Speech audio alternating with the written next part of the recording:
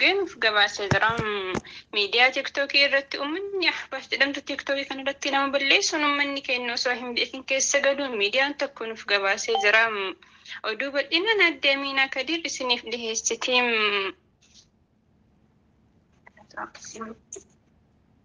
Daarul Hijiraa markaza akkaan guddataa jiru ta'uun ni beekama. Markazni Daarul Hijiraa ganda jaalalaa kan barnoonni isaanii akka dammaa mi'aawu torbee darbee sababa iidatiif jecha cufamee ture. Amma immoo baname jechuudhaan itti gaafatamaan madrasaa Daarul Hijiraa Ustaaz Muhammad Amiin akka jedhanitti manni barnootaa keenya banamee koottaa baradhaa galmeen osoo isin jalaa hin xumuramne jechuudhaan nasihaa isaanii bareedduu nuuf dhaamanii jiru. Madrasaa Daarul Hijiraa keessatti akkuma beekamu kitaaba adda addaa fakkeenyaaf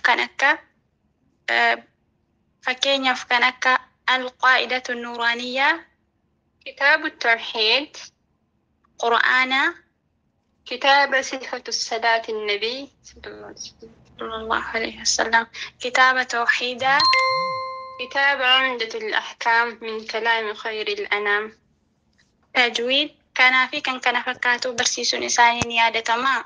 Akkasumas karaa YouTube isaaniitii fi karaa Telegiraamaatii fi YouTube fi Facebook isaaniitirraa laayivii dabarsuun isaanii ni yaadatama.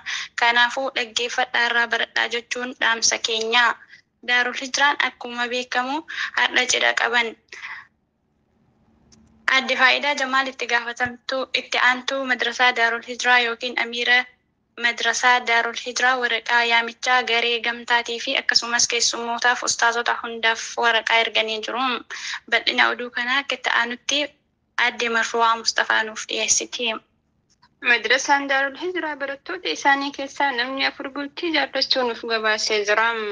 Gamanuma warra bultii jaarrataniin baarakallahu lakumaa wa baaraka alaykumaa wa jama'a baynakumaa fi khayr jannaaniin.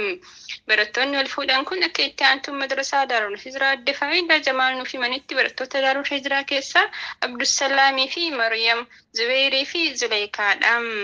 Zubairii fi Zuleykaan iddoo barnootaatti wal arguudhaan obbo Zubair sumayyoota Daarul Hijiraa keessaa Zuleykaalee filachuudhaan haadha manaatii fi haadha ilmaan kiyyaa haa taatu jechuun filannoo isaanii gochuudhaan waraqaa kabajaa abbaa intalaa Ustaaz Muhammad Amiinitti ergatanii jiru. Ustaazni isaanii waraqaa san qeebaluudhaan gammachuun guddaan itti dhagahamuudhaan atis ilma kiyyaa isheenis intala tiyya jechuudhaan waraqaa kabajaa obbo Zubairiif deebisanii jiru. Obbo Zubairis gammachuu ofii ibsatuudhaan cidhi kiyya guyyaa kana taha jechuudhaan miidiyaa hundaaf firanii jiru. Gamanumaan obbo Zubair waan jedhee gurra miidiyaa keenyatti asaasee isin dhaggeessifna. Ani sumayyoota Daarul Hijiraa osoo haga 4 fuudhee shari'aa guuttadhee baay'ee dasna jedha.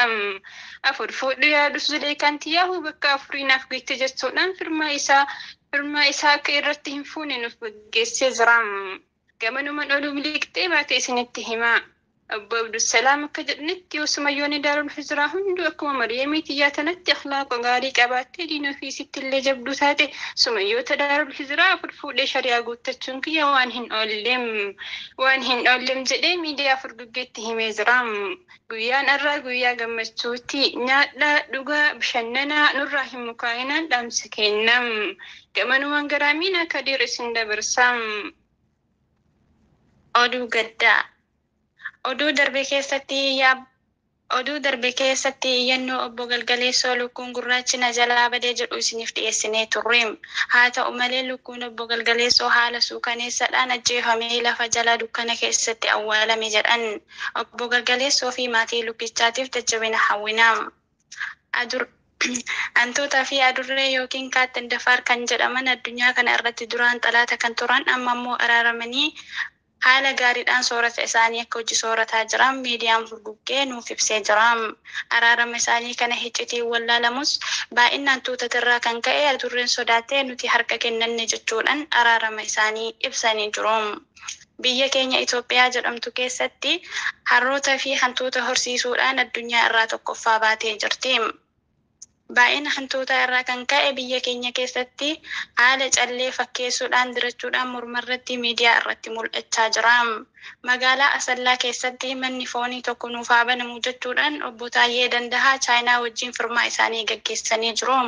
Oduun keenya kanuma adde Marfuwaa wajjin turtii gaarii. Oduu ahbaashonni baay'ataa akka jiran miidiyaan tokko tokko gabaasee jira. Ahbaashota irraa akka of eegnu ulamoonni keenya baay'inaan daawwaa isaanii miidiyaa garaagaraa irratti gaggeessaa jiru. Biyya teenya Itoophiyaa jedhamtu keessatti baay'achuun osoo hin beekin uummata keenya miidhuun nashiidaa fakkeessanii zikrii isaaniitiin uummata keenya balleessaa jiru. Asumaan ahlu sunnati wal jamaa'aan sirriitti irraa of eegan dhaamsa kenna. Irra deebi'uudhaan dhaloota keenya afraniin Maryamii fi Abdusalaam Zubeerii fi Zuleekaan horaa bulaa deebanaa dagaagaa ilmaa ilmoo argaa akka mukaatti bal'adhaa. Oduu kanis nitti himaa turte ani Marfuu'aa Mustafaati. Kan na waliin turtes adde Aminaa Kadiiriim. Bakki itti barannu Daarul Hijraadhaa horaa bulaa. Assalaamu alaikum warahmatullaahi wabarakaatuh. وعليكم السلام ورحمة الله وبركاته. ما شاء الله. وعليكم السلام ورحمة الله وبركاته. عبد المجيد الرعفته. أيه. أجري كمان.